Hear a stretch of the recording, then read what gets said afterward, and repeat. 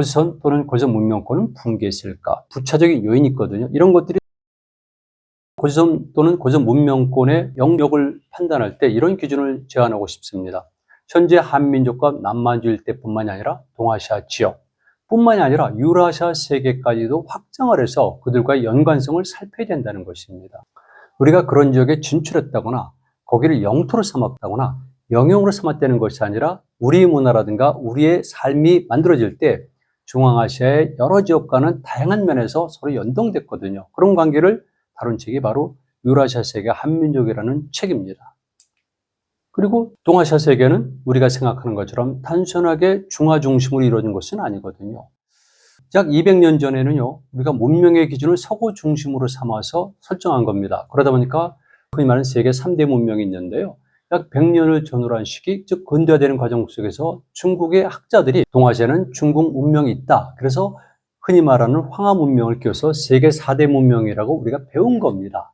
그런데 그런 기준은 이미 많이 깨졌죠. 문명의 개념도 달라졌고 또 고전점의 문명 개념을 설정할 때 척도도 많이 느슨해졌습니다. 그래서 지금은 30개 또는 그 이상이 되는 문명권을 설정하는 일들이 빈번합니다. 저는 동아시아 지역을 해석할 때 첫 번째는 우리가 알고 있는 기존의 중화 문명도 있지만 초원 유목 문화로 연결되는 북방 유목 문명도 있다라고 주장을 합니다.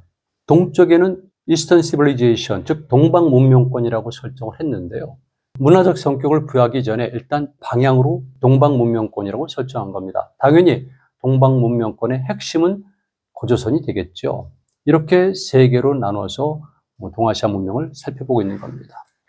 제가 이렇게 설정한 이유 중에 하나는요. 동아시아는 절대 우리가 알고 있는 것처럼 중화 중심, 즉 일국 중심 체제가 아니라는 거죠. 거기는 중화만이 센터가 아니고 거기가 피봇이 아니고 사실은 세 개의 권역이, 세 개의 필드가 서로 맞물려 가면서 역학관계를 변동시키는 체제거든요. 그래서 저는 이런 모든 것들을 고려해서 동아시아, 그리고 특히 우리 민족사를 해석하는 모델들을 만들어냈습니다. 예를 들면은 우리 역사활동 모델은 동아시아 지중해다, 즉 해륙 쪽 관점에서 보는 것이죠. 그리고 역사는 계속해서 움직이고 변증법적으로 활동한다는 역사 유기체설, 공간에 관한 이루어지지만 필드 앤드 멀티코어론, 그리고 해륙사관, 해륙 문명론, 교통망도 단순한 교통로가 아니라 교통망, 네트워크 개념으로 보고요. 그리고 해안과 육지가 유기적으로 발달되는 겁니다. 반드시 바다와 육지는 연결이 되고요. 바다와 육지를 연결하는 핵심에 있는 것이 강하구고요. 그러다 보니까 해륙교통망이라는 유기적 개념이 등장하고 또 거기에는 도시가 생성될 수밖에 없고 도시를 중심으로 해서 점차 큰 국가가 만들어졌다. 이런 논리가 나오는 겁니다. 그래서 저는 고조선 문명권은 이런 식으로도 정의를 하는데요. 일산, 이해, 삼강론이라고 했습니다. 1, 2, 3 쉽죠? 일산은 상징적이기 때문에 백두산입니다. 그리고 이해는 당연히 바다이기 때문에 서해 중부 이북, 동해 중부 이북을 고조선 문명권의 해양활동 범주로 보고요. 삼강은 중요하죠. 그래서 흔히 말하는 요하, 중국 사람들이 요하 문명권을 그래서 만든 겁니다. 그리고 대동강, 북한에서는 대동강 문화권을 그래서 주장한 겁니다. 그리고 세 번째는 송화강 문화입니다. 저는 그래서 송화강 문화권을 주장하는데요. 이렇게 요하, 송화강, 대동강 이 세 개 큰 강이 역할하는 것을 바로 삼강이라고 보는 겁니다. 그리고 문화는 당연히 호남 문명지대죠. 제가 말씀드렸죠. 만주 지역만 하더라도 생태 환경은 5개 지역으로 구분할 수가 있다고. 거기다가 우리가 말하는 한반도도 있고 바다도 있습니다. 그렇다면 이 문화권이 얼마나 혼합되어 있겠습니까? 이게 상당히 바람직한 것이죠. 제가 바로 며칠 전에도 방영한 곳이 있죠. 흑룡강 상류 지역 그리고 중상류 지역은 엄청난 타이거지대고 어렵이 발달했고 수립이 발달했고 거기에 주된 사람들은 동호인들 그리고 일부에서는 바로 예매까지도 거론하고 있다고. 이게 호남 문명권이에요.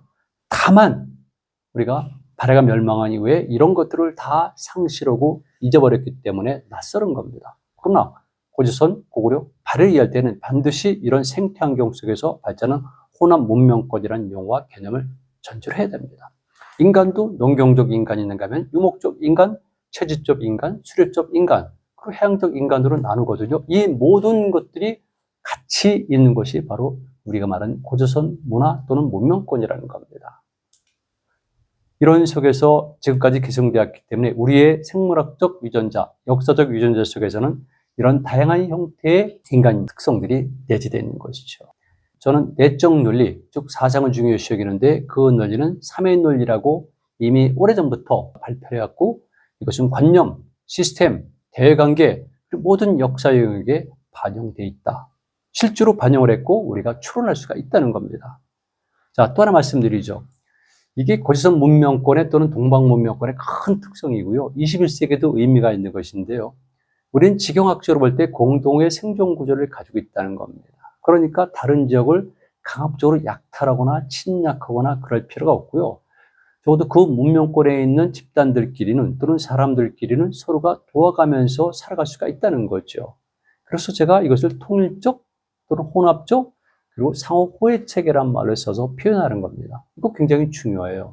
중국이라든가 또는 유목민족들 같은 경우는 굉장히 적대적 관계이고 약탈과 침략이 반복되는데 여기는 그럴 필요가 없거든요. 그런 의미에서 볼 때 우리는 주변 중국 쪽이라든가 북방 유목민족의 침략도 덜 받았지만 내부에서도 큰 갈등이 없이 무리 없이 역사를 진행시켜 왔다는 겁니다.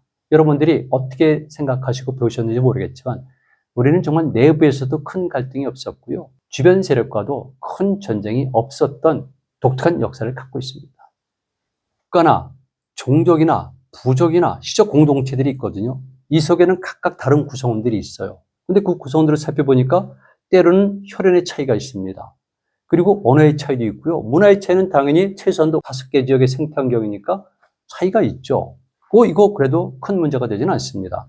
또 중심부의 거리가 있거든요. 이를테면 코어가 있습니다. 코어에서 멀리 떨어지면 변방이 되는 건데요. 이렇게 거리에 따라서 많은 역학관계가 결정되지만 우리 문화권 속에서는 중국 지역과 비교할 때 큰 의미는 없습니다. 고유한 생태환경의 차이도 있고요. 역사적 경험의 차이도 물론 있습니다.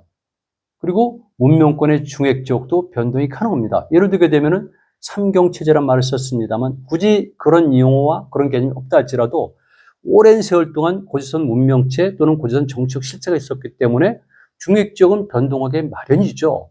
우리 내부의 문제도 있지만은 주변 지역과의 역학관계 속에서 당연히 중핵 지역은 변하기 마련인 겁니다. 주로 서에서 동쪽으로 가는 일진성의 경향을 띠고 있지만 꼭 그렇지 않은 경우도 나타나죠. 어쨌든 중요한 것은 중핵 지역은 늘 변동하고 거기에 따라서 주민들도 교체된다 이겁니다. 당연히 중핵 종족의 또는 중핵 주민 집단도 성격이 달라지게 되는 것들이죠. 이런 것들을 모두 고려했을 때 결국은 우리가 말하는 고조선은 다종족 공동체가 아니라 다종족적 공동체라는 겁니다. 이거 분명히 구분해야 되거든요. 마치 다종족 그러면은 중국이라든가 유목민족들처럼 n분의 1 이렇게 오해하기 쉬운데 다종족적 그러면은 압도적으로 중핵 종족들이 우위를 점하고 그리고 나머지 반개 종족들은 비교적 소수에 있고 역할이 덜하다는 것. 이게 제 이론이에요. 다종족적 공동체. 고구려, 발해 당연히 고구려의 중핵 종족들, 발해 중핵 종족들이 압도적 우위를 차지하고요. 그리고 나머지 반개 종족들은 숫자가 적은 겁니다. 그리고 정치 공동체지만 좀 느슨한 거죠. 중앙 집권적이지 않다. 이런 것들 역사적 유체고 문명으로서는 공동체다. 그래서 중심부의 거리가 멀고 정치 체제도 차이가 있고 생태환경도 차이가 있고 역사적 경험도 차이가 있습니다. 그리고 혈연이라든가 언어나 이런 차이가 약간씩 있다 할지라도 기본적으로는 흔히 말하는 하나의 문명 공동체 또는 느슨한 정치 공동체 이래서 그 실체를 조선 그러니까 후에 만들어진 고조선이라고 대치되고 제가 말한 원조선 이런 조선의 특성이라고 볼 수가 있는 것이죠. 이렇게 조선을 보면은 좀 새롭지 않습니까? 그리고 인류가 지향하는 어떤 가치와도 부합이 되고 이제 마지막으로 이걸 알아야 됩니다. 왜 고조선 또는 고조선 문명권은 붕괴했을까? 이거 굉장히 중요합니다. 아주 간단히만 말씀드리는데요. 모든 것이 그렇지만 부차적인 요인이 있거든요. 이런 것들이 서로 중첩적으로 작동하고 필요된 가속도가 붙고 그러다 보니까 치명적 상태이면서 멸망하게 되는 겁니다. 붕괴에 관한 이론도 너무나 많죠. 지금 고전 문명권과 해력 활동의 제8장을 보면요. 그동안 있었던 붕괴 이론에 관한 많은 것들이 집약되어 있습니다. 붕괴에 관한 이론들은 이렇게 다양하구나. 보실 수가 있고요. 여러분들이 필요에 따라서 차용하시면 됩니다. 각각 내부 문제와 외부 문제로 나눠지는데 결국 마지막에 조선이 멸망하는 것은 외부적인 요인이죠. 왜냐하면 국제질서가 변동이 된 겁니다. 국제질서의 변동은 단순하게 한 나라 무제의 문제가 아니라 실질적으로 유라시아 세계, 특히 동쪽 유라시아 세계에 엄청난 국제적 격변과 직결되어 있는 것이죠. 투르크족, 즉 흉노 세력이 붕괴하면서 거기에 따라서 한 나라의 세력이 강화가 되고 한 나라가 중앙아시아의 동쪽 쪽으로 진출하고 또 한편으로서는 중국의 남쪽까지 진출하고 마지막 단계로서 동쪽에 있는 조선을 공격하게 되는 것이죠. 이거는 분명히 당시 국제 질서의 재편과 직결되어 있습니다. 그 당시의 그레이트 게임이죠. 내부 환경을 보게 되면은 문제점이 좀 있습니다. 왜냐하면은 위만조선이란 정책 실체 자체의 성격이 애매모호하지만 기본적으로 붕괴 과정 속에서의 정책 상황들을 고려하면은 특히 지배계급 내부에서의 통일이 안 이루어졌다는 겁니다. 이거 좀 안타까운 일이죠. 그런데 그런 부분들을 빼고 오늘은 제 이름만 말씀드리는데 기본적으로 고조선은 비중심적 관리 체제라는 겁니다. 중앙을 중심으로 해서 전국이 강고하게 결속되어 있고 명령이 즉시 하달되는 것이 아니라 이거는 비중심적 체제고요. 그리고 지역에게 자율권을 보장해주는 체제였을 겁니다. 군사력은 당연히 미약하죠. 중앙 집권화된 중앙 군대가 아니라 이것은 각계에 분산된 군사기 때문에 군사력도 미약하고요.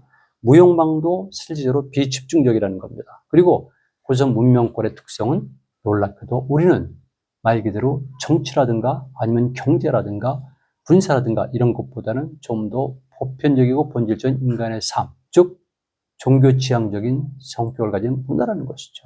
그리고 모든 세계관 자체가 공전, 상생을 지향하고 그것을 실천하는 체계로 되어 있지 않나라고 추정을 하고 있습니다. 저는 그렇게 믿고 있습니다. 따라서 군사적인 충돌을 하거나 아니면 정적으로 직접 경쟁하는 체제 속에서는 상당히 불리하죠. 그렇다면 북아메리카 인디안들이나 남미의 인디오들이 한 줌도 안 되는 백인 세력들에게 정복당할 수밖에 없었던 이유와 똑같습니다. 살아가는 방식, 세계를 운영하는 방식이 다르기 때문에 결국은 이런 과정 속에서는 피해갈 수밖에 없는 것이죠. 저는 이런 부분들을 매우 심각하게 생각하고요.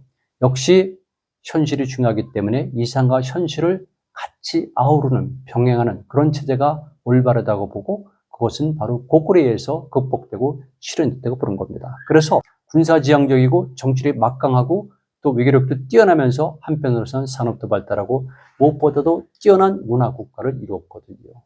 지금 21세기 우리 한민족이 추구해야 될 모델도 그런 겁니다. 제가 그래서 2005년도에 쓴 책은 광개토 태양과 한 고려의 꿈이라는 책입니다. 그거를 모델로 우리 민족은 다시 랠리 파운데이션 할 수 있다는 주장이죠. 이렇게 해서 몇 해에 걸친 고조선을 바라보는 관점, 연구하는 방식에 대해서 말씀을 드렸습니다. 모든 사람들이 우리 민족의 정체성에 대한 관심을 더 높여가고 있습니다. 우리가 성장했기 때문에 이제는 그만큼 자긍심도 높아져야 되고 그리고 주변의 국가나 민족들과 상호 비교할 수가 있게 된 것이죠. 그런 의미에서 고조선, 고구려 등등에 관해서 공부하고 관심 갖는 것은 저는 지극히 필요하다고 봅니다. 다만 우려하는 것은 가능한 한 어렵더라도 사실에 근거해서 그리고 학적인 노력을 기울여가면서 규명하는 것이 올바른 자세이고요. 그러기 위해서는 한 사물을 바라볼 때, 사물을 해석할 때 여기에는 일단 방식이 있는 겁니다. 그래서 저는 고조선이라 특별한 위치에 있는 정적 실체 또는 문명권을 분석하는 방식을 차근차근히 말씀드리면서 간간히 제 견해를 보완한 것입니다. 앞으로는 고조선, 지형으로 원조선을 이해하고 애정을 갖고 그걸 통해서 새로운 민족 발전의 모델을 찾기를 원하면서 제 강의를 마치겠습니다.